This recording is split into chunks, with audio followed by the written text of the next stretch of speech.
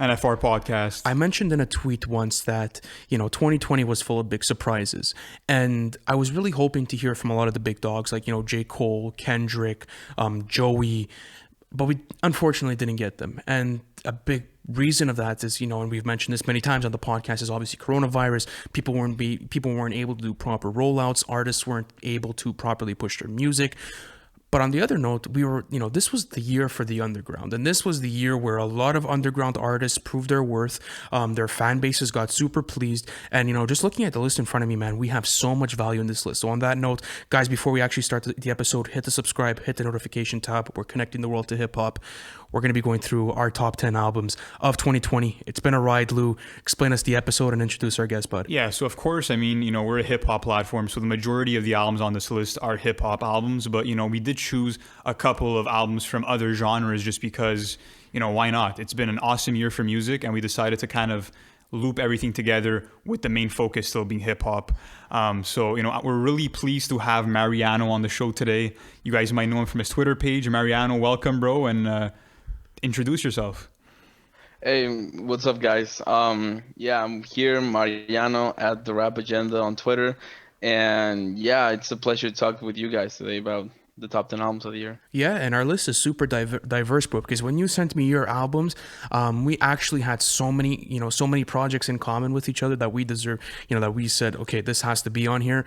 There's a couple of picks on here, guys, that you guys might say, okay, listen, this is not hip hop, but guys, the two artists that release these projects have a heavy foot in hip hop. Either they've done hip hop before, or they've been collaborators with other artists, and there's some sort of hip hop aesthetic going on with this. But Lou, I want to talk about the list, man, because we have so many different sounds here. And before we dive into it, I just want to ask you guys, what are some honorable mentions that didn't make the list, but that you kind of wish you could have fit in? Oh, that's a good answer. Shit. The first one that pops into my mind is probably Miles by Blue and Exile. There's also another low-key release called Reasonable Drought by Stove God Cooks. There's The Price of Tea in China by Boldy James. That would actually be Mariano, any albums come to mind? Visions of Bodies Being Burned by Clipping, definitely. The new Gorillaz record and the self-titled by Leon Lahavas is incredible. I'm going just through my recent music, and one that actually really resonates with me is Fuck the World by Brent Faiyaz. Big fan of that project. Other than that, there's nothing else that really sticks onto my list because, obviously we made the list and these are my top 10 projects. I've been bumping these the whole year. And, what's special about these projects to me is that, yes, there are mainstream projects on this, but as I mentioned before, a lot of this is underground, and that's actually how I started my hip hop listening. It was more towards underground artists. Like, I started to get in, to more like Tech Nine, Hops, and like when shit was like more on that sort of lane, where like I was a 10-year-old kid and the guys I was listening to heavy weren't really, prominent. Then I obviously started getting into my mainstream bag, but it's crazy to see now how the genre is flipping, guys, and, really getting to a point where, underground artists are getting the recognition they deserve because, example, like someone that didn't make it on the list for us was Big Sean with Detroit 2, right? That would be another honorable mention for me. It was a fantastic album, but then again, he also didn't get Grammy nominated. But I don't think the album was eligible because he did get nominated for Deep Reverence. Oh, was he? Okay, but I don't think the album was eligible for this year. So maybe next year we'll get some noms. Okay, that's totally my bad. Exactly like you were saying. It's cool that we included some of these underground projects just because we can hopefully put some people onto these projects and kind of show their value. So let's kick off the list. Let's start off at number 10 with one of the biggest releases of the year, and that's Lil Baby's My Turn. So tell me what your thoughts are on that. Man, I was such a big fan of this album, and we've talked about this in many of our episodes, just because it was Lil Baby's coming to age within the industry, right? He always has a super prominent name, and like that Drake feature absolutely blew him up, and then all the records he was making before that were popping and hitting in Atlanta, but his real entrance into the mainstream and like the nation was really with My Turn, and it's crazy because it's over 20 tracks long, if I'm not mistaken. It's 20 tracks exactly. It's 20 tracks exactly, but everything sounds super coherent. And I actually, Mariano, what do you think about the album, bro? And like, what were your first reactions when you listened to My Turn? My first reactions when listening to My Turn were a bit just okay. But as I kept listening to the album, I just realized that this is why it's one of the most, if not, I think the most sold album of the year. It's really, really cohesive listen in terms of as long as trap goes, And yeah, there's a lot of bangers in this album, and he used his features really well, and as well as implementing a deluxe to the album was really smart because there's some really good like bangers on that. If not like the biggest song on the whole album is part of the deluxe. So yeah, it's a really good listen on Yeah, into rap. and we Yeah. got two huge songs from the deluxe. We got The Bigger Picture, which is a Grammy nominated song, which was a beautiful surprise just because I didn't expect Lil Baby to go into that kind of a bag. I didn't expect him to talk about the protests and the social movement that's going on in the US. So that was a nice surprise. And then, of course, we got We Paid, which, blew the fuck up on TikTok this year. And, it was the perfect storm. And the deluxe wasn't too long either. I think it was only like 6 tracks. Yeah, it was perfectly calculated, and we saw a lot of people after that try to copy that rollout where they're like, "Oh shit, Lil Baby could get a big bag for his deluxe album, so let me include one too, right?" And then we got We Paid, and we've been talking about We Paid so much in our end of the year content because it's probably one of the biggest songs we've gotten this year. And I remember the first time listening to this, I mentioned this in a previous episode. I didn't think it was gonna blow up the way it did. I really, if I had to put my money on this, I thought it was gonna be another low key banger. I didn't think it was gonna hit like that. But of course, the internet acts different nowadays, and it's gonna be able to take pieces of content and just blow them up to a portion that we've never seen. So, did you expect my turn? Did you expect We Paid to do so well, or did you think like okay, like it was gonna be just a more of an underwhelming track, let's say? I did expect We Pay to do good just by the simple fact that there's always in trap music and just music in general. If you have in those 15 seconds that can fit into like a dance challenge or a TikTok trend, whatever, like it's like for example, the fucking whistle on We Pay, like the 42 dog whistle on the beginning, like we saw millions of people doing that at the beginning, like, and it started becoming a trend. And the song, like the first verse by Doug, it's 42 Doug. It's really, yeah, it's really consistent and it's pretty likable in my opinion. It's super likable, and you're gonna see that over the years, Lil Baby's gonna take that formula and he's gonna replicate it to other projects. And I think a lot of trap artists and a lot of new artists coming into the industry should actually study this rollout because it was super well done and it was super clean, it was cohesive, and Lil Baby's sound, in my opinion, is not supposed to be mainstream like this. Like it's pure Atlanta trap, and he has never sort of gone out of that lane, and he really sticks true to his sound. But he did diversify, his content, content, and man. also the production as well. The production. If you look at a song like Okay. I think it's "Catch You in the Sun." It was produced by Hit Boy, and it's a very like melodic track. It's very soft in production. You don't have heavy drums, so he did diversify, I think, with his sound a little bit on the album. But nonetheless, man, like you said, he stuck to his signature sound for the most part. He gave us a mix of bangers and of more introspective tracks, and I really liked it a lot. Yeah, I liked it. I liked it because it was different from anything I was hearing in the trap lane for a while, and he has the torch right now, for Atlanta trap. Like he's still carrying it, and if it wasn't for Lil Baby, I don't know, where QC would be because like the rest of their artists aren't performing, let's say, as well as Lil Baby is right now. So that's our number 10 pick. At number 9, we have a personal favorite of all of ours, and I know Mariano's a big fan of this too, bro, because I saw it in his list that he sent me before we actually produced this episode, and it is Black Habits by D Smoke, the Netflix star himself. Guys, why is this album so good? I'm going to start with you, Mariano. First of all, this album, sorry, embodies a really good mix of melodies and just great rapping and production and mellow, low-key production overall. And honestly, I get so much from an artist like D Smoke. Honestly, it's so good for me. I feel so happy that he got acknowledged by the Grammys this year because honestly, it's in terms of as far as how the Grammys do their picks, it's always mainstream music, and for D Smoke to get praised for an album like this is incredible, honestly. And yeah, I have so many songs here that I like. Seasons Past is probably my favorite though. Yeah, there's quality all over the entire track list. And for those of you guys that don't know, D Smoke actually got his rise to fame after he won the Rhythm and Flow series on Netflix, where rappers would kind of compete. And yeah, he won that show, and then he ended up releasing an album independently, which charted on the Billboard 200, high up, but nonetheless, to have an independent album chart, it's super impressive. And, it's crazy that, he's only having this come up at 35. I mean, he was a high school teacher before this. And to see him go from, that kind of career to becoming an amazing artist is super impressive. And, he was a music theory teacher. He always had music in his background. His brother is actually Sir from TDE, if you guys didn't know that. Yes, and we have 2 songs featuring Sir on this album, and their chemistry is phenomenal.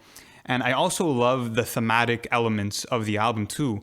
And we get it from the start of the album on the skit Morning Prayer, where it's a bunch of, siblings praying to God for their father to come back home because their father is incarcerated. And that's actually a true story because D Smoke's father was incarcerated when he was growing up. So to bring that personal vulnerability was phenomenal. It was breathtaking. It was breathtaking, and it was cinematic to the point where he was able to, take you and put him in his shoes. Like I felt the wrath of Inglewood through this album, and I understood what it was like growing up in Inglewood. And especially one of my favorite skits in the whole album, I can't remember off the top of my head which song it was, but I think it was I think it's D Smoke as a kid, and then after that his mom, and she's going I think it's on Bullies actually. I think it's at the end of Bullies or something. I think it's on the end of Bullies where she's kind of she's prepping her kids for school, and then she's running them through their day, and okay, if someone does this to you, what do you tell them? If someone does this to you, what do you tell them? And in the grand scheme of things, at face value, you don't really let's say take value from something like that. But if you really think about it,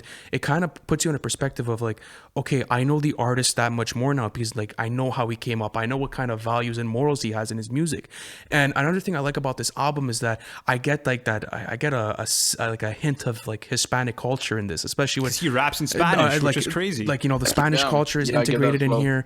And it sounds really well done, man. It doesn't sound like he has an off accent or anything. And I loved it because there was so much diversity in it, and as you said before, the cinematic value in this album is unprecedented, and it's definitely one of the most cinematic projects I've gotten in a minute from 2020. And we also see his storytelling skills on a song like Free, where he raps from the perspective of 3 different people that got caught up in the wrong stuff due to their circumstances, and it's brilliant. Mariano, I want to ask you, do you think that because he can implement not only the Spanish rapping but also some great storytelling, do you think that he can have that mainstream appeal just because of how diverse his sound is? I think mainstream appeal, he still has a long way to go, but I think that a lot of artists are really gonna look into him and be like, okay, I can use someone like a D Smoke for certain songs. If I want a mix of that Hispanic, culture added into my song, I can go into someone like D Smoke. Melodies, I can a melodic storytelling type of track, I can go for D Smoke. And honestly, if you look at the album and the type of features he has, he has Sir. It's at the end of the day, it's TDE. You have Ari Lennox with some Dreamville. You have Snoop Dogg here. He already has good connections with him, and honestly, it's just gonna help him way more as the years go by. I was super stoked to see that co-signed by Snoop Dogg because, obviously being from the West Coast, that's one of the most major, warlord, let's say, co-signs that you could get, from Ice Cube to Dr. Dre, Snoop Dogg, and he got it. And that's super impressive because Snoop Dogg is not doing features like that anymore. And and then the way Snoop Dogg starts off the song by saying, hey, put on for Inglewood type shit. And then it gets you into that vibe. And then, this uplifting production comes through it. I have to read the name. I'm sorry. I don't want to butcher the name of this song. Gaspar Yanga. Yeah, that's, I think, how I'd pronounce it because I have the track in front of me. Mm-hmm. It's one of the strongest tracks of the year. It is. And it's really good because it has that West Coast flavor, but it also keeps D Smoke's aesthetic into it. Because D Smoke is not necessarily, I feel as if, a West Coast aesthetic. I feel as if he's just more on his own lane, the Inglewood sound. Not necessarily the California, because Inglewood is in California. Don't roast me for that, but not that traditional LATDE sound. You get what I'm trying to say? Let's say his brother, Sir, right? He's something completely different, and that's what I like about him. And I encourage him to continue doing these beautiful low-key releases because if he starts to try and dip into a mainstream bag, then it's completely destroying the integrity of his artistry because he's just not that guy, in my opinion. And right now, he has to focus on replicating projects like Black Habits, just putting a new perspective and a new certain aesthetic on it. Yeah, and it's easily one of the best albums of the year. I want to move on to now an album that I think no one actually thought would end up coming out. and that's Jay Electronica's debut album, A Written Testimony. Thank God, man. Holy fuck, bro. Mariano, listen, I want to ask you something. The first time you heard that Jay Elec was actually going to drop this project, what was your reaction and what were your expectations going into the album? Because a lot of people had high expectations. Okay, so first of all, I started getting into rap music like in 2015, and in 2016 is when I actually heard Exhibit C for the first time. Okay. So it took me like, and I heard some of like his mixtape work, like it was like unofficially released, and some other things that were getting leaked. But I was really impressed by Exhibit C. So hearing 4 years later that he's finally dropping an album, I first was shocked. I was like, "Oh wait, yeah, he doesn't have an actual album out." Like I was quite impressed by the fact, and then I'm like, a written testimony coming out. I was impressed. Obviously, There's yeah, so much it's Taylor. cinematic value in the production here too, and I gotta agree with Mariano here that I was just surprised, man. I was shocked because Jay Elec always rumored to drop, right? Like he was supposed to drop work with Jay Dilla, he was supposed to drop work with Kanye, you know. Then after that, Jay-Z, Puffy, like there were so many different people that were supposed to not necessarily do drops with him, but like, sorry, not projects with him, but do drops with him, like either if it was singles or small DPs, but we never got it.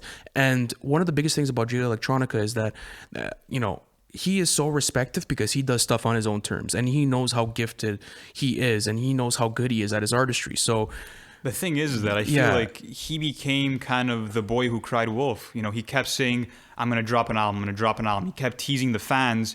And, you know, it ended up being over 10 years after he started his career until we actually got it. And to me, it'll always be the biggest what if story because this album, along with a song like Exhibit C, which to me is one of the best hip hop songs of all time, proves that he's a top tier lyricist.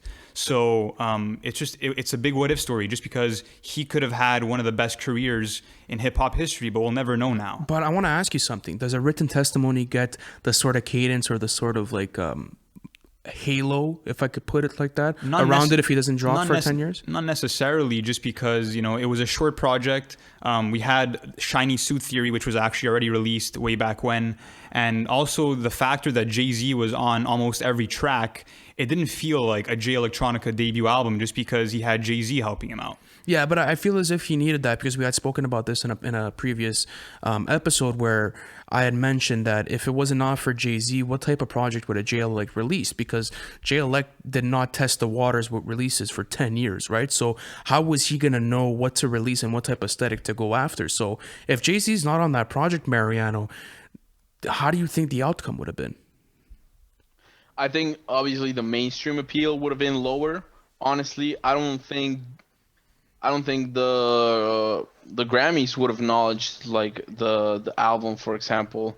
I think Jay-Z adds a lot to the album, honestly, with his rapping, and honestly, I think the album is just a big mix of ideas that, for me, I will just love to see like an just purely solo Jay Elec album because he left me wanting more from him. If we look at Act 2, the album that he kind of released through Tidal, I think that just lets us know that it was probably unfinished and that it had to be pushed to the public just because it got leaked. So for me, I know he has so much potential by himself, like, but obviously you cannot deny the fact that Jay-Z was a major input and major fact in this album, a major presence. Let me ask you this: do you think that he got smacked around by Jay-Z on this album? That was a big topic. I think they both complemented each other. Okay, honestly. I agree with you. I do gotta agree with you, and I think that's why we have it at number 8 on our list, just because Jay Elec and Jay-Z work in a way where, you know, it's almost Kanye and Jay-Z level. You know, obviously we don't have the amount of work that we've gotten from both of them, but their chemistry is undeniable, and this is actually Jay-Z's favorite rapper. This guy's your favorite rapper's favorite rapper type of thing, where you have to respect him, no one, you know, regardless of what you do. So I actually want to dive into the music a bit about Written Testimony. The best part about this album is that I feel like I'm watching an old Bruce Lee movie. I feel as if that's the best way I could put it, where it's there's ups and downs, but yet there's so much there's so much message and content to take out of the album, where it puts you in a different state of mind. And why I respect Jay Electronica so much is because I got the type of insight I needed from him on why he didn't want to drop for 10 years, you know? And all I the respect pressure and all that shit. I respect him for that, because you have all of these guys co-signing you and putting you on and trying to like force you into the industry. Are you really going to release your best work, guys? And like that's something that we have to consider when looking at this album. But actually looking at it from a musical standpoint, it is a super cinematic album, like the last pick of our on our choice list on this episode. And the production itself is so different, oh bro. my goodness, holy fuck, bro. You know, he used, you know, so many unconventional samples. The production is very minimalistic, you know. And on a song like The Never Ending Story, we got an Alchemist beat, and I think he used like these Japanese samples or something. Yeah. And it just sounded totally unique. And you know, this might be the most unique sounding album I've heard all year. And like I said, Jay Electronica's, you know, skills really shine through. All of his double entendres, all of his complex rhyme schemes, he blew me away. And I think a song like The Blinding is probably going to end up on my top 10 songs of the year list, just because it's a masterclass of a song. We have an amazing hook by Travis Scott, and we have content by Jay Elec where he raps about his self-doubt and, you know, why he was so scared to release this album. He gave me amazing insight. Were you guys surprised? Like, I'm gonna ask you this, Mariano. Were you surprised by the Travis Scott feature on the track list? Like, how did you feel about that? I kind of feel surprised just because I don't expect someone like Jay Electronica to work with someone like Travis Scott. Yeah. I would expect someone like Jay Electronica to get someone more into the lyrical side of the rap world in general to feature on the album. But honestly, even though Travis Scott just did like a little bridge on the song, it works so perfectly to transition from the hard part of the song to just the softer, like Jay Electronic and Hope verse, and he did that perfectly. And yeah, he carried the outro really, really good with his 2 sentences, I think it was. Yeah. He did carry the outro, and you know, I love everything about this album. It gives me so much insight, as I said before, and it's one that actually resonates with me, probably the most out of any other album on this. It's not my favorite, but it's the one that definitely touches me the most, just because there's so many messages that you could take away from Jay Electronica's story, and he pours it out on a written testimony, like on this album. Like literally, the name of the album has such an important part to play in the cinematic value and in the grand scheme of things, because you're going through Jay Elec's, written testimony on why he didn't drop for 10 years and what his life has been for the past 10 years. You know what's pretty funny is that the album cover is actually a picture that Beyonce took of her swimming pool, and that just always puzzled me. I'm like, he could have went any album art he wanted to, but he chose to go with a picture of Beyonce's pool. I just thought that was really cool. So I think it's like the Kanye Whitney cover Houston from, thing. Hey. No, the Ye one, and also the Whitney Houston one. Just taking stuff like, you're like, wow, man, that would fit so nice. It's art at the end of the day, right? It is art, right? But I mean, think about it. If Daytona did not have that Whitney Houston bathroom picture, and Kanye paid a pretty picture. Kanye paid $75,000 to use Whitney Houston's bathroom as the cover for Pusha T's Daytona. Imagine that doesn't go down. So, it just shows the importance of an album cover. And, I got to bring that back to this pick here, because if I look at it as a whole, this album is definitely a top 10 pick for me. One, because of the type of production that I got. Two, the type of cinematic value that I got. So example with, something like, just the album cover itself, bro. Like, it just, everything played so well together. Jay-Z's part on it, Travis's part on it, Jay Elec's part on it. Like, everyone performed well on this. So listen, that's our number 8 pick. I want to move on to number 7, and it's by another legendary duo, bro. Like, these guys have been making such consistent projects, and there's honestly that nothing on this list stacks up lyrically to how Run the Jewels 4 does. And I'm a big fan of the album. It may not be for everyone, but I think this is a must listen for every hip hop fan. Yeah, it's definitely not for everyone, but I just think that it might be the most important hip hop album of the year, just because of how brash it is, and it's basically protest music, right? It directly, corresponds to the police brutality that we've seen in the United States, and they attack it in a brilliant way, just because the production by LP is chaotic. It's very in your face, it's very loud, and that's the perfect message to send, because they want people to listen to the messages in this music. So Mariano, I want to ask you what your relationship is with Run the Jewels. Have they been a big part of your listening, and what did you think of the album? I think for as long as I can remember, I've been listening to Killer Mike for years now, and Killer Mike's been one of my favorite rappers for the past couple of years. And LP's production is it's so explosive and so you won't see it coming. Like when, for example, when the beat's gonna drop or when everything regarding LP. He's just an incredible producer, and I would say underrated too in the grand scheme of music in general. But honestly, Run the Jewels is just it's an incredible duo. I'm in love with RTJ4, but I still think RTJ2 is a superior album. But it's a great listen. RTJ4 is a great listen. Yeah, and Yeah. I'm going to agree with Mariano on that. I do think the second installment is better than the fourth, but the fourth is very important to their career.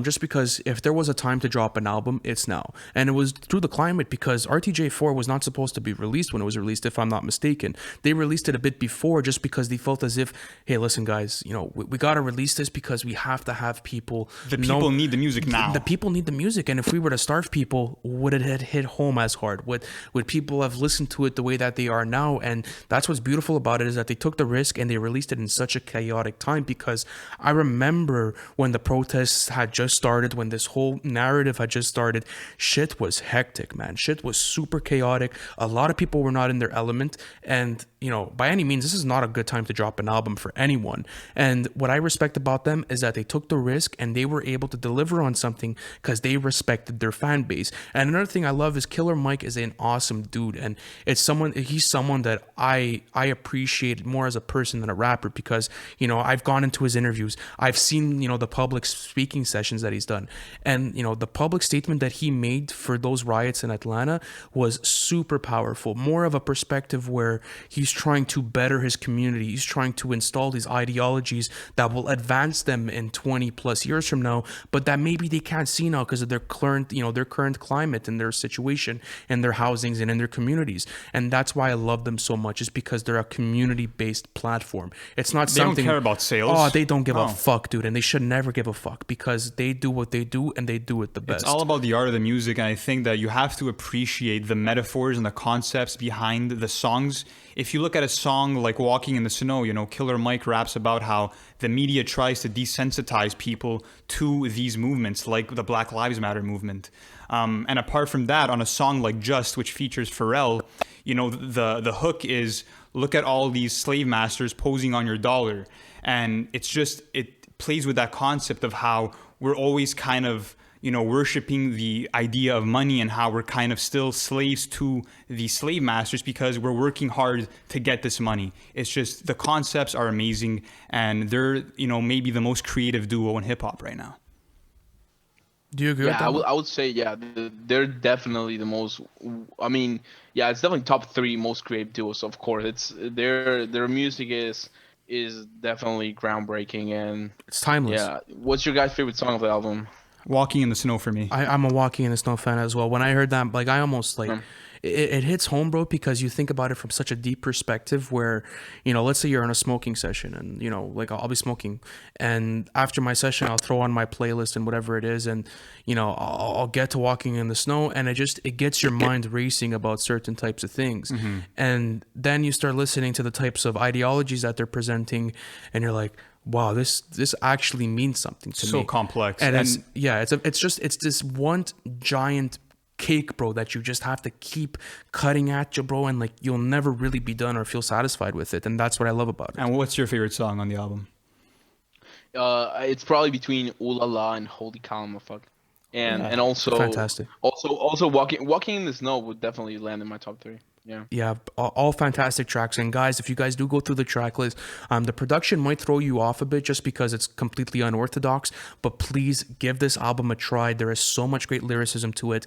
If you're a hip hop fan, I mean, this is a must listen on the year, guys. It was so powerful for what it did, and it definitely deserves a spot on our list. But I'm gonna transition into our sixth pick, and fuck, man, this album rollout came out of nowhere, man. I can remember where I was when I found out that The Alchemist and Freddie Gibbs were going to be releasing another project. I started buzzing because I am a huge fan of Fetty, and that was the last piece of work that we got for them. And fuck it, guys, 2020 gave us Alfredo.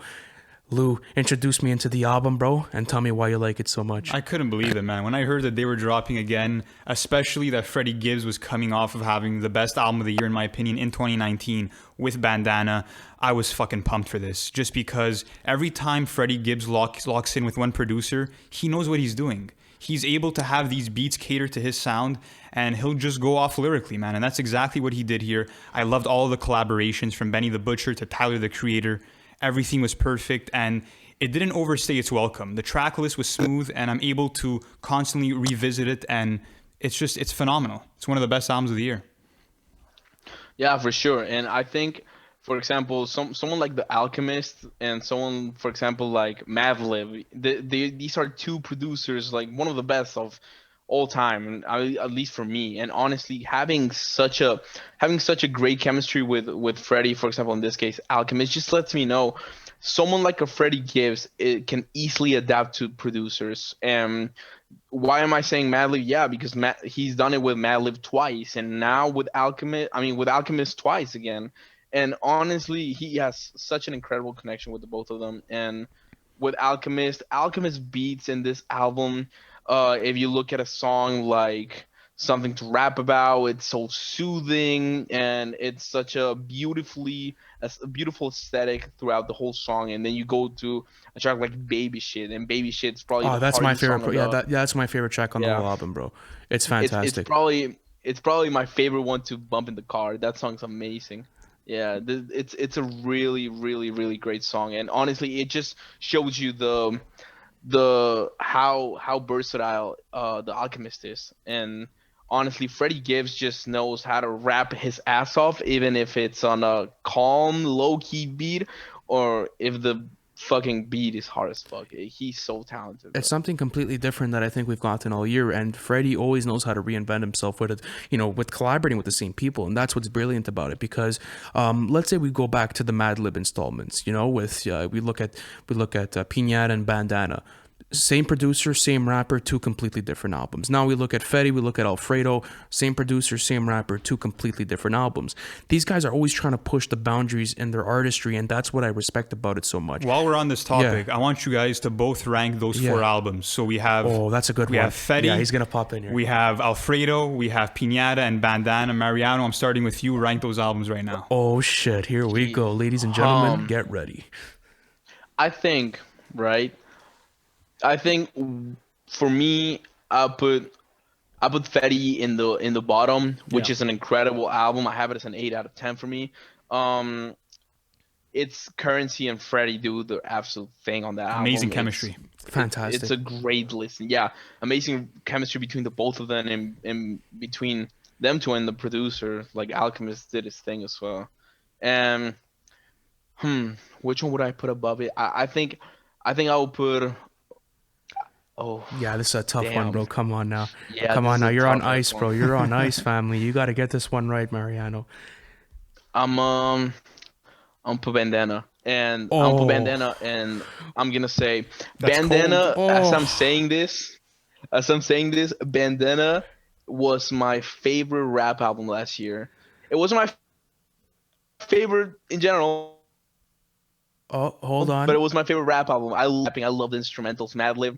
Yeah, Madlib killed it on a fucking iPad. I'm still. Yeah, he made all those beats on an iPad. Madlib made Bandana on a fucking iPad, like my 5-year-old cousin. All of his beats on an iPad.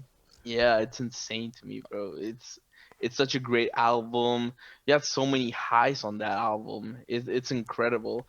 Yeah, Crime Pays is probably my favorite song alongside Palm Olive. That album, great listen. It's a great listen overall. And then after that, I think I'm gonna put Alfredo. Yeah, I'm gonna put Alfredo. You have to. I don't think anyone could ever deny Pinata.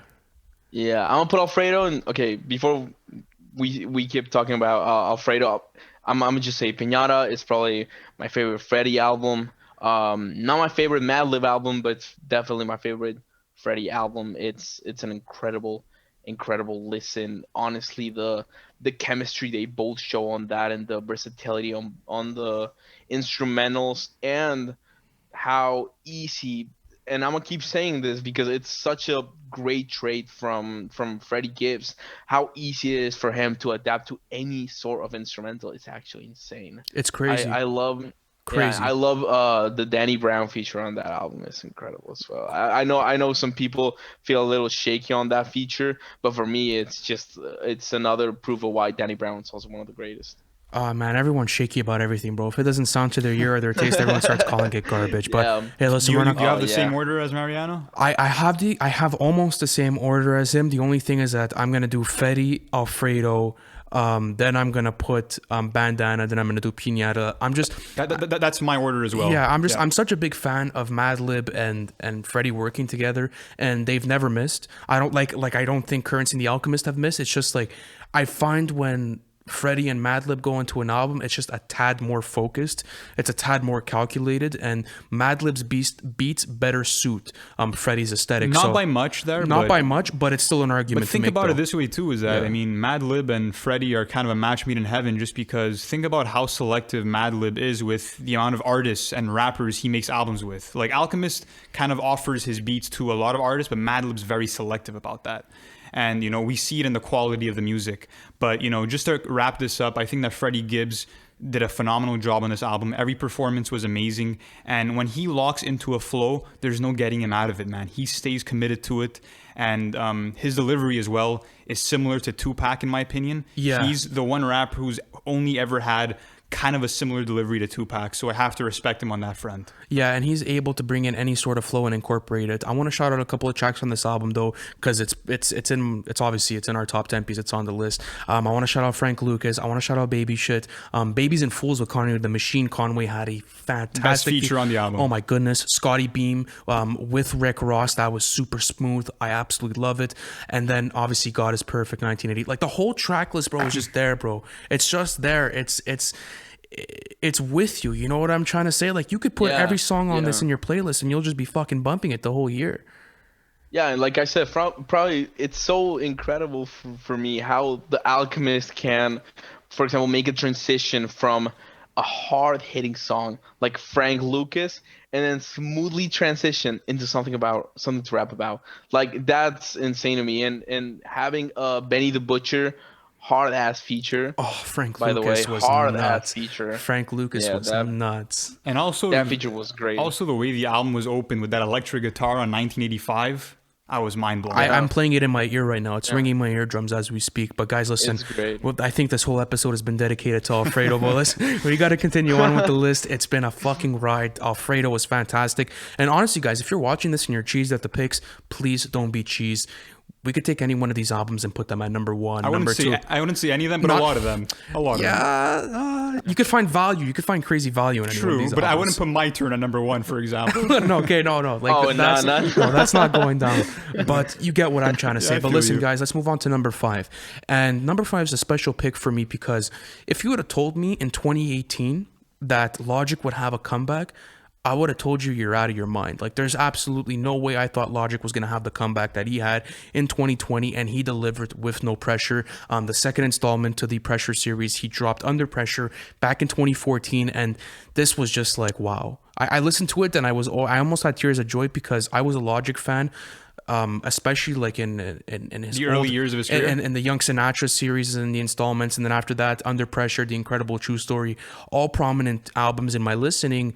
And then he started to steer off, and I wasn't a fan of that. But when he came back with No Pressure, guys, I was absolutely ecstatic. Yeah, and I think that the marketing of the album had a big role to play in that because, the fact that, he shows that cover of No Pressure where it's kind of, an homage to the original Under Pressure cover, it was genius. And the fact that he told his fans that this would be his retirement album really got people wondering, like, wow, this guy has really given us a decade of music and it's finally his time to bow out. And I think that's the biggest narrative for this album is that he was smart enough to know, like, okay, you know what? I've done my part. I've given a complete catalog of mixtapes and albums. And, now it's time for a new chapter in my life where I want to be a good father to my son. And I've given all that I can to this genre. So, Mariano, I want to know what your thoughts are on this amazing album. I think this album is great. It's probably my second favorite Logic album. Yeah, it lands high in his discography for me. And honestly, this album it has so many great songs. Like there's nothing to hate about this album. I can see why people So I've seen some people on Twitter say this album kind of feels repetitive in terms of Logic's rapping, but I have to disagree. I have to say that this album, like me not being the biggest Logic fan out there, I'm saying that this album is great. It's honestly a great listen. No ID did his thing, and most of the instrumentals on this album, um, great listen overall. I think Soul Food 2, it's probably my one of my favorite songs of the year, and That Bot as well is really good. Man I Is really good. Yeah, there's a before as well. Yeah, GP4 is it's such a fantastic. Yeah. Yeah, yeah. and It's a great album. I think what's crazy too is that Logic wrote this album in just 1 week, and it was recorded in just 4 studio sessions, Yeah, that's nuts. which is mind blowing, and it just shows Logic's crazy skills to just lock into the studio, work with no ID, work with Six, and just put out a phenomenal He's a album. professional, man. This guy's been dropping studio albums since the beginning of, since his first studio album was Under Pressure. I think that's what we That was consider. his debut album, yeah. Yeah, like But since he's been dropping a 24. lot of Of course. mixtapes before then. Yeah, no, the Young Yeah, Sinatra and series and for everything. me, Yeah. for me, marketing this album as like your final album, I think you hold such a high amount of responsibility. Like, okay, I'm gonna give the fans and people that have been supporting me for years like a great send off to my career. If I think this is gonna be his last album, I don't think so. I think he's gonna. I've seen him drop couple like songs off of his Twitch highlights. He's been doing a lot of remixes for um popular beats that have like impacted the world along the years. I've seen him remix some of the Nothing Was the Same beats and stuff. And I think he's gonna drop those on, I don't know, streaming services in a couple of months or maybe a year. But as a full commercial album, I think this might be actually his last, because like you don't put up an album like this and don't encourage yourself to make it good. And like, nah, you're not gonna go from No Pressure to make a Confessions of a Dangerous Mind part 2. Like, I think he's gonna, yeah, I think this is a great send-off for Logic, obviously. It was a great bow out, and obviously, if he does release another studio album, I don't. I think that completely ruins the integrity of this whole thing, because No Pressure was the perfect bow out, and it was the perfect comeback. You couldn't have done this any better, and you got so much different content material. Everything from what it's like to be a dad, from when he started making his mixtapes and how he felt on the come up and how he felt going through his life, and that's what I like about it. Is it's an open diary of Logic's life, and looking at it from the perspective now, because now he's not under pressure. He has a family. He has a lengthy catalog of music. He has celebrated projects. But back in 2014, man, this guy was under pressure, bro. He didn't have, let's say, the incredible true story to him. He didn't have the Grammy acclaim with everybody. He didn't have No Pressure. Like, he didn't have anything. That's why it's Yeah. beautiful to see everything kind of come full circle for Logic. Yeah. And, a lot of rappers have said that they're going to retire and then they just don't do it. So I hope that he stays true to his word, because he pulled off the impossible here. He actually dropped an amazing final album, and it's one of his best. Definitely. Let's move on to number 4. So now we've broken the top 5, and this is an album that yet again, holds very close to my heart, because I am a big Mac Miller fan. And we know that this is not a hip hop album, but this album is near flawless, bro. It's just, the production is fantastic. You find Mac Miller's piece, and I feel as if I want to find Mac Miller's piece as much as Mac Miller wants to find his piece. And that's what's crazy about this, is that It's as if his piece is correlated to your own. It's crazy. it's an incredible album that puts you in just a calming, soothing place. And the first time I heard this album was actually in Cuba. I took a vacation before the whole pandemic. I was lucky enough, and I remember just being in such a beautiful state of mind when listening to this album, because you could play track after track and everything sounds different, but yet again, it sounds coherent, and you're just going through this beautiful cloud of just peace and tranquility and beautiful production. And this is just, it's beautiful. It's one of Mac and Miller's I'm best. really, I think we're blessed that we had John Bryan kind of, help Mac with the recording and with the production of this album, and to help him finish the album. John Bryan, if you guys don't know, is an amazing producer and musical composer who's done, a lot of film scores, and he also helped Kanye out on Late Registration. What I love about this album is also the way that the family announced it.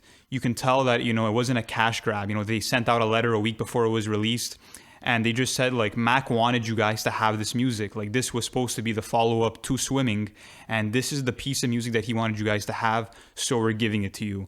Mariano, I want to ask you, what does this album signify to Mac Miller's discography? I think just like the same thing I said with Logic. It's just and this is a magnificent send off for an artist that had a really beautiful soul and that was connected to a lot of people in the industry in terms of friendships. I've seen him. I saw him a lot with Thundercat and a lot with just a lot of people in general, and he was really loved. And honestly, for Circles, an album like Circles being the last, it's such a beautiful and peaceful listen. And it's got its rap songs in here, but that's not what it's about. And here, like Mac Miller wants you to feel sympathy for him to an extent, like this is where I am right now. This is, and it's actually kind of, I don't know. The first time I heard that, it was kind of scary for me just listening to it because I felt like he was talking from above. Like I felt a lot of lyrics just saying like this is gonna be like my send off, not just my career, but this is where I leave, and this is what I'm gonna leave you guys with. And I don't know, it's really really depressing, but like listen, but his voice and the production all around him just make it sound beautiful. It's a mixed bag for me in terms of emotions, but it's an incredible album. Top five, definitely. Yeah. Yeah, and it's interesting that you say that it's kind of a depressing listen because for me it's a total opposite. Like to me, Swimming kind of left off on a rough note where Mac Miller was dealing with the effects of his substance abuse issues and of course the fallout with Ariana Grande. But on this album, I really saw him come to terms with the person that he was, and I just felt like he was finally at peace. And more than that, I think that this was the perfect send off if it is the final Mac album that we get, just because he really at this point evolved into the perfect all around artist and a dynamic artist at that. And we see that because this album kind of merges elements of funk, of pop, of soul, Indie, everything. indie rock, everything, man. And it was beautifully composed from start to finish. It was, and there's such a beautiful message behind this installment of Swimming and Circles. Swimming, I feel as if it's Mac Miller noticing his problems, and Circles is him coming to peace with his problems and attacking those problems.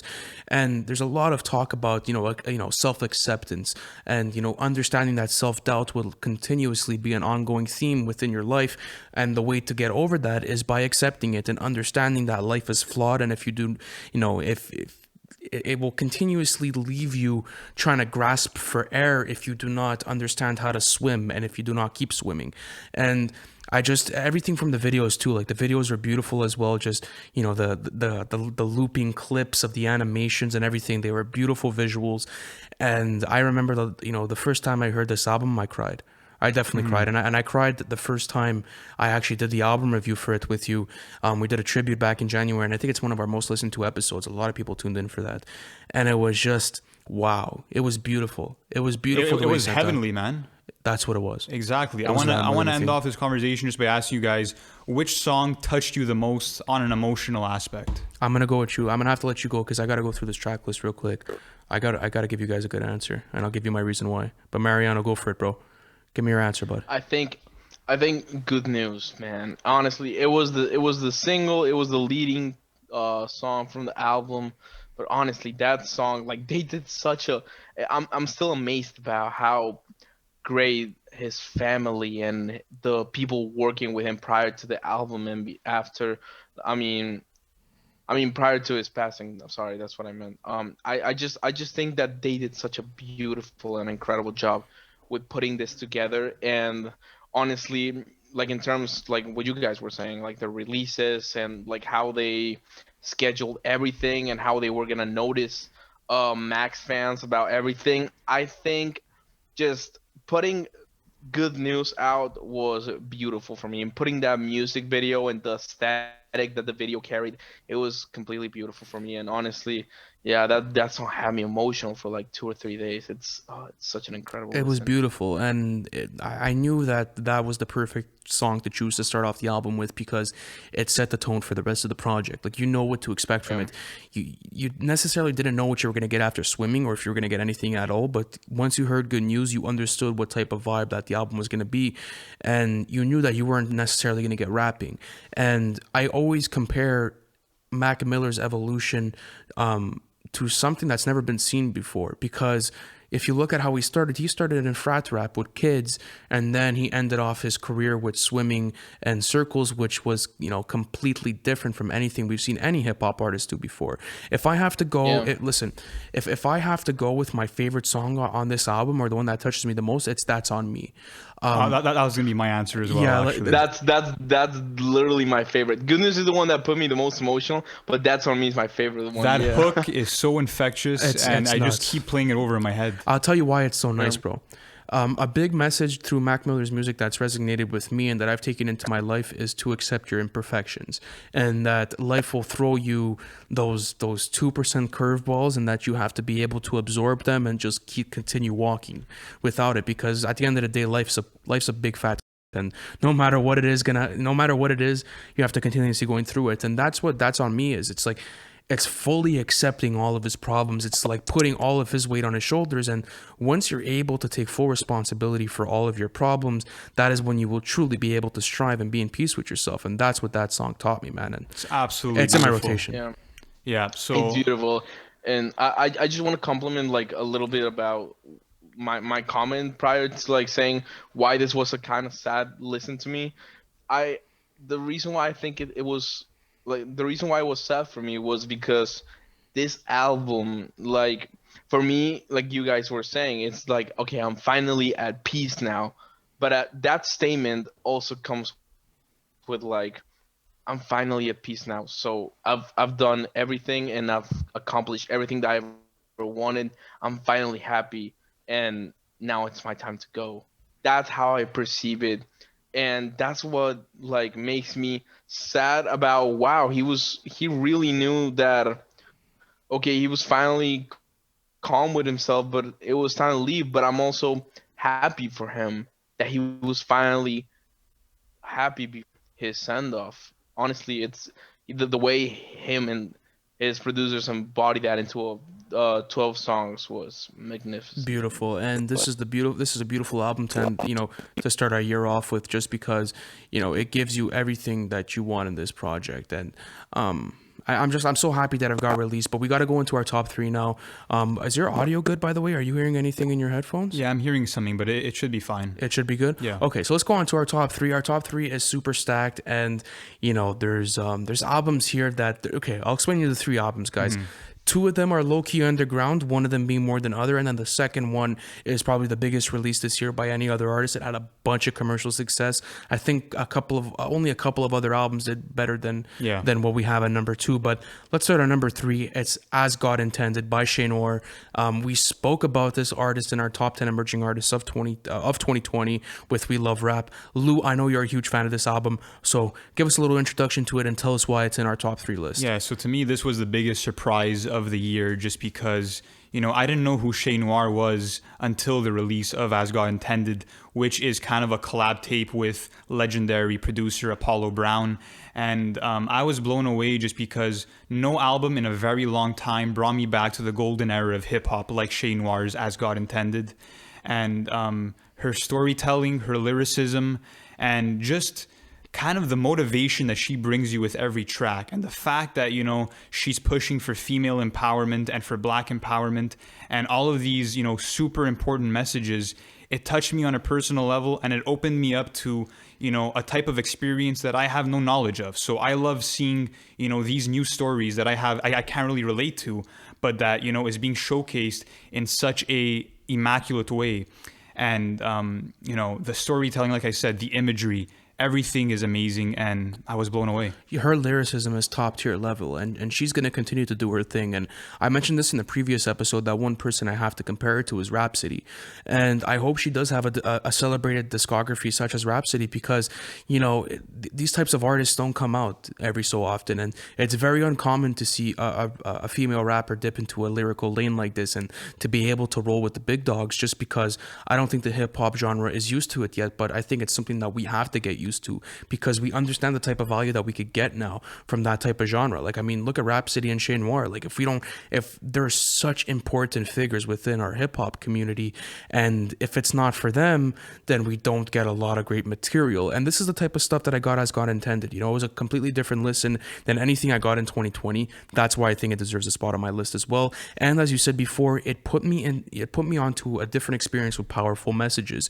You know, she's giving you a lot of intense stuff here, man, and it's hard to grasp and digest for a lot of people, but for me it was different. It was like I got these complex ideologies, and I sort of analyzed them in a way where I would be able to relate it back to my life, and I would be able to understand society in a different way. And if an artist is able to make you do that with a project, then you know you hit home on something beautiful. So Mariano, bro, what's your favorite song on the project, man, and why is it on your list as well? I think my favorite song has to be Winter. I listened to the album like twice, and yeah, this album is great. Obviously, Apollo Brown's production, you can't really go wrong with him.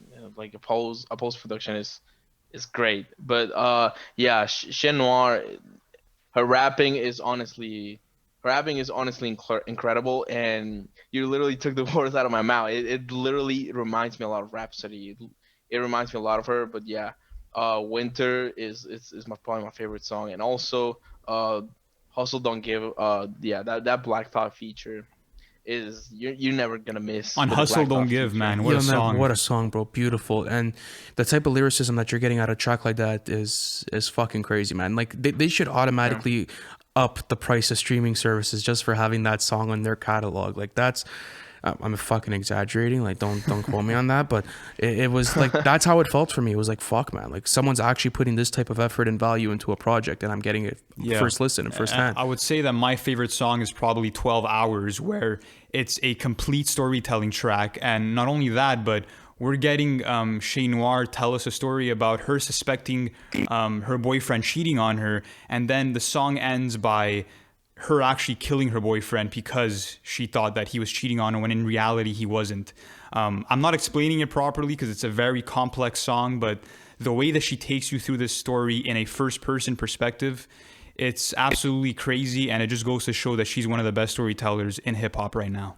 Yeah, and she's also gearing up to drop her third project called After 12, which she's producing all of herself. What I'm reading here, for most part, yeah. that's absolutely crazy, bro. Especially that if she could have that rapper/producer duality, that could be one of the most dangerous combinations in hip hop. So Chez Noir has a place on our list, ladies and gentlemen.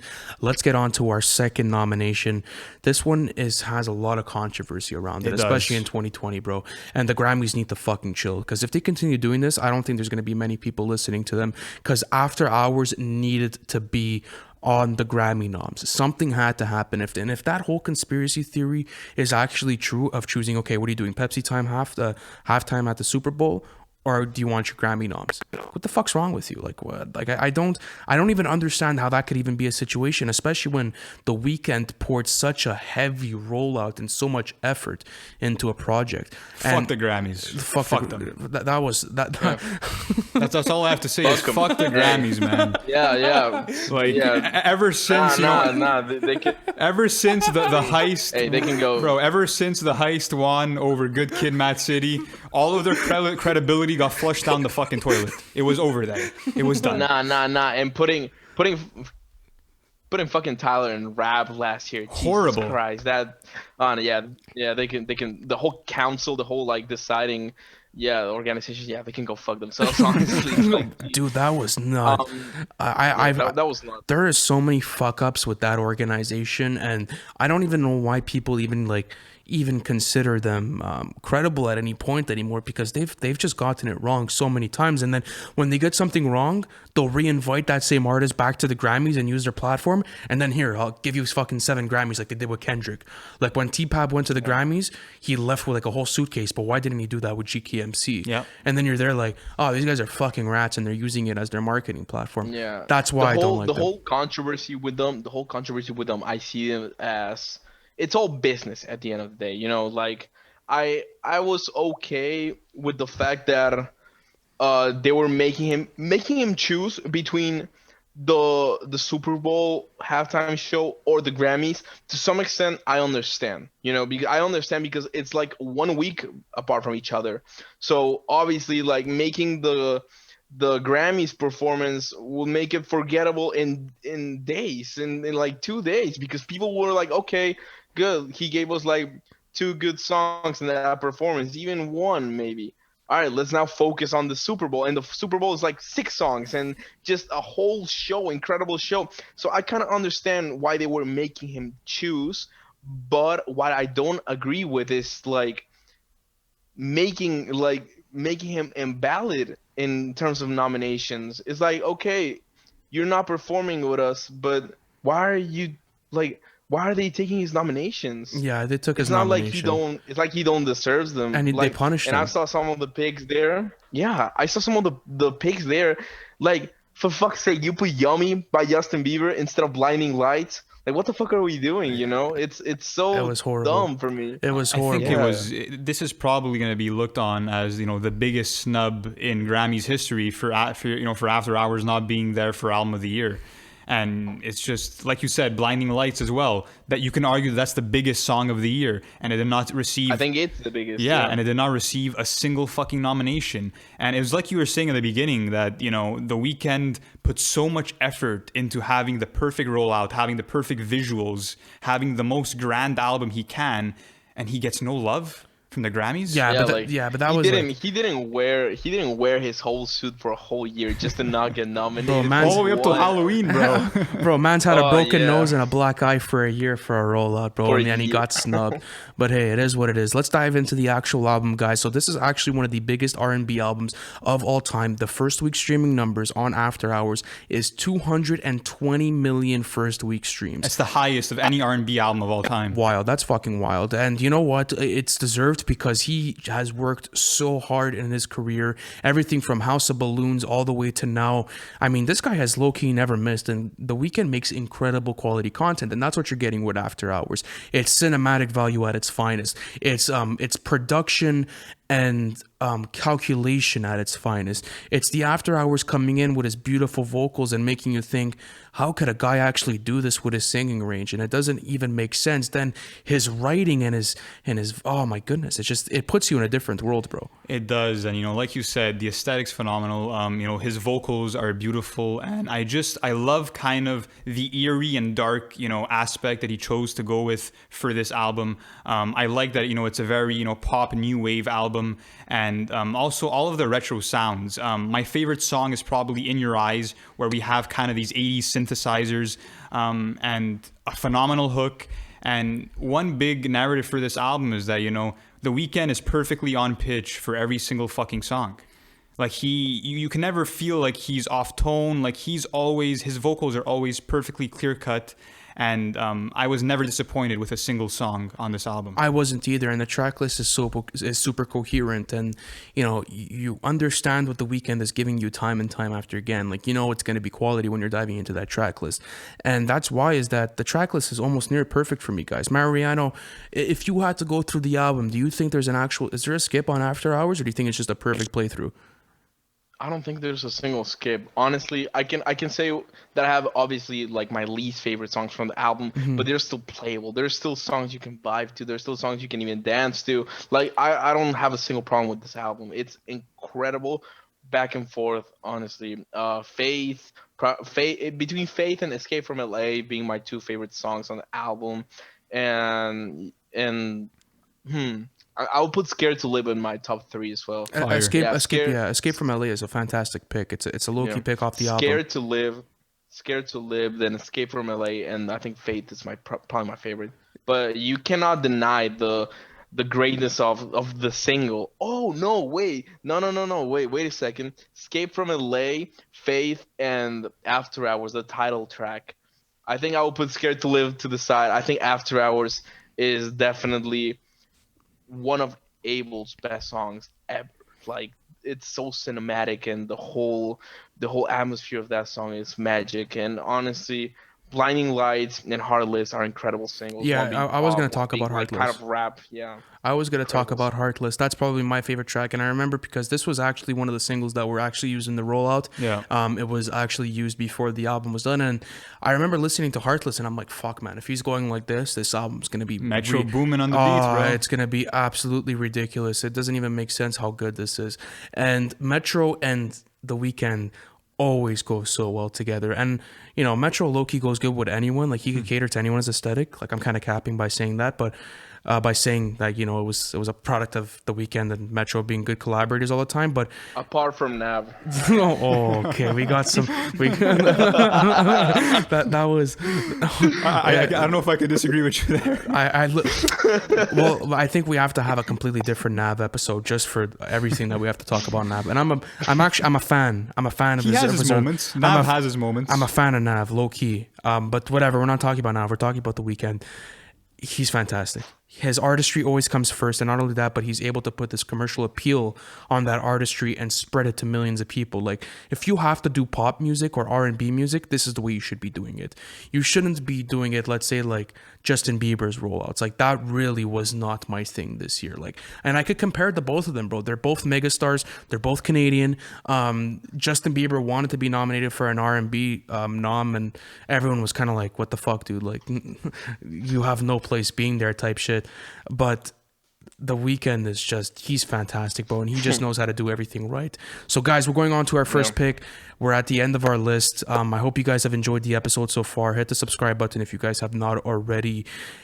Let's talk about Benny the Butcher's Burden of Proof, ladies and gentlemen. This is our number one of 2020. It's a fantastic album, and I don't even know where to start with this, bro. Yeah, and I just want to say that, to me, Benny's Burden of Proof is my favorite album of the year.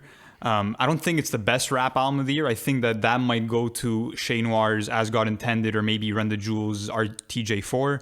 But this is my favorite album It's my of the favorite year, as well, yeah. just because Benny just showed so much growth, and he stirred away from that usual Griselda sound with the Derringer beats and the very grimy aesthetic, and he went into something very different. He went into kind of, Jay-Z's The Blueprint kind of, wave, where, you have these hard-hitting soul samples.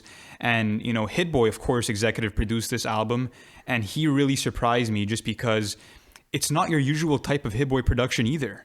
They both went out of their element and created a masterwork here. Yeah, and this is his second studio album, bro, and he's 35 years old. So now you look at him and you're like, what is to come from Benny the Butcher? This guy could go down as an absolute legend if he is not already a legend.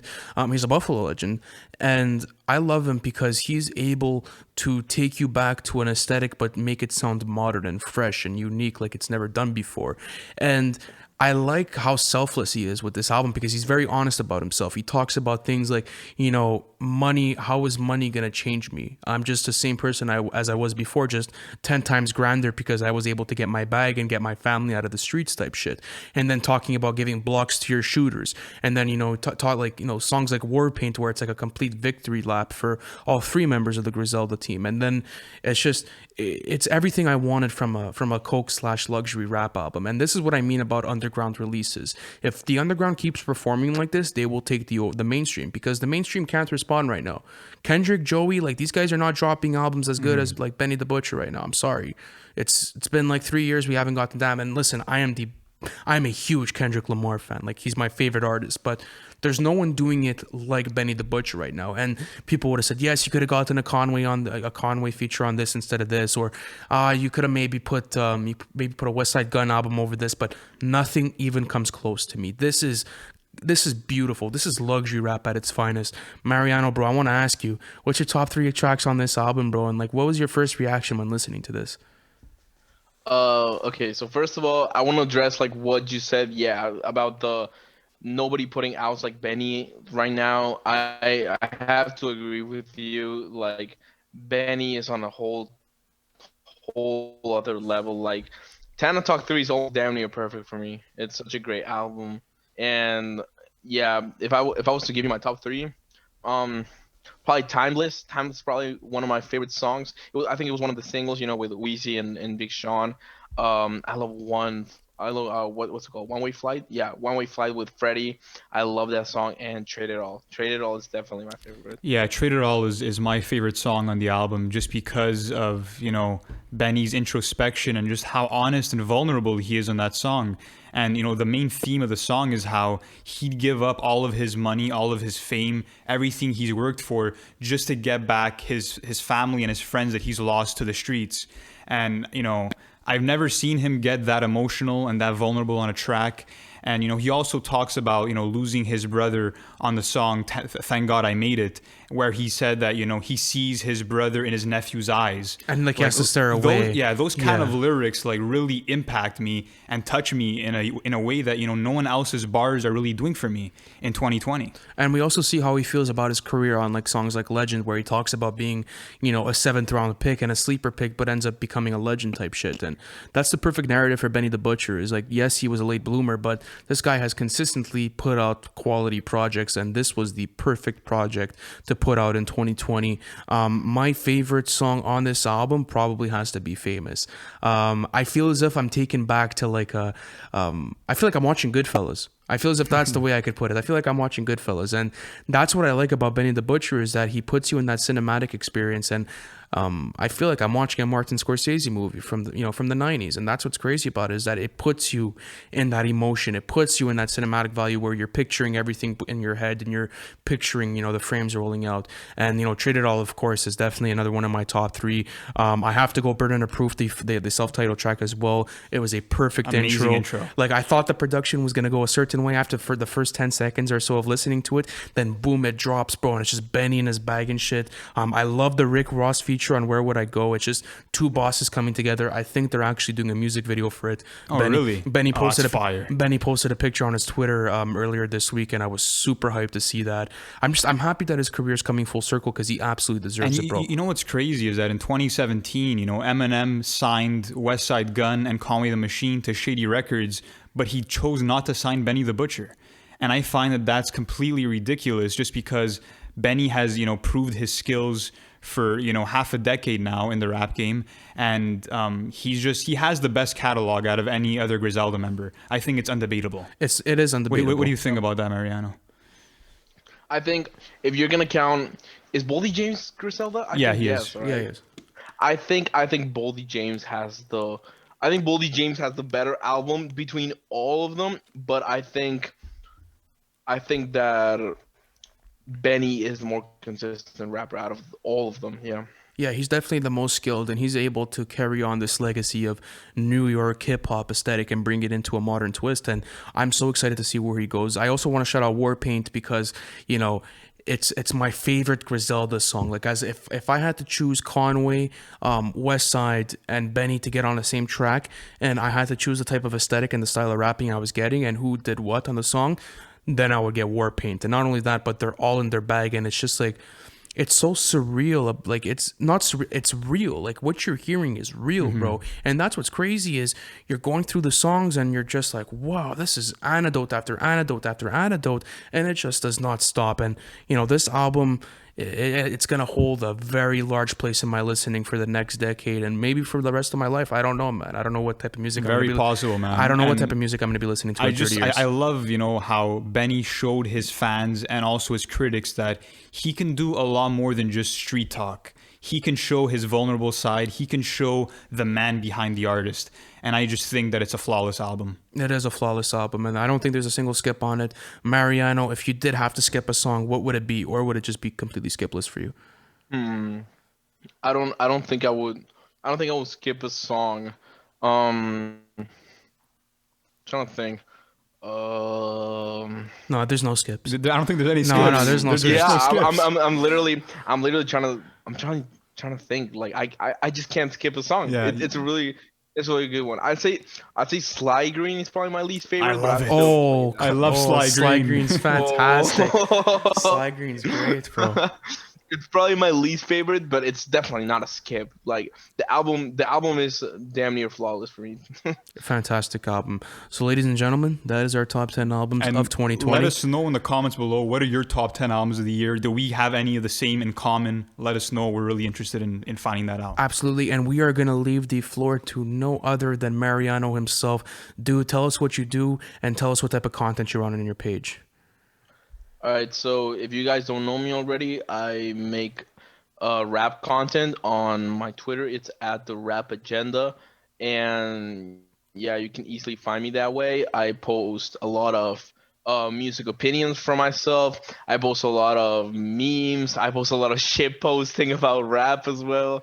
News in general. I do a lot of stuff, and honestly, if you guys want to go check out my page, I'll be more than glad. And yeah, just on like I said before even starting the list out, my honorable mentions, go listen to the Leon Lahaba self-titled that she dropped this year. It was wonderful, beautiful listen as well.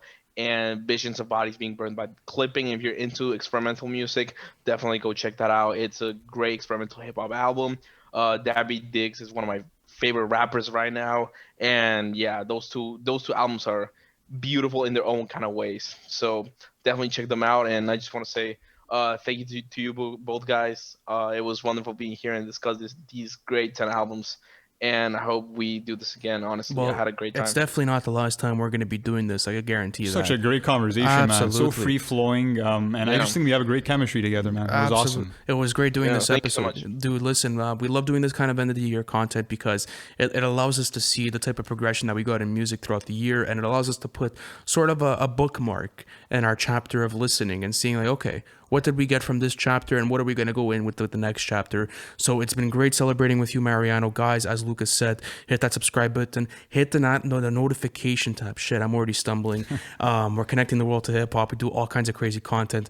Guys, thank you so much for the conversation. It's been great. And go bump every single one of these albums that we mentioned. Peace.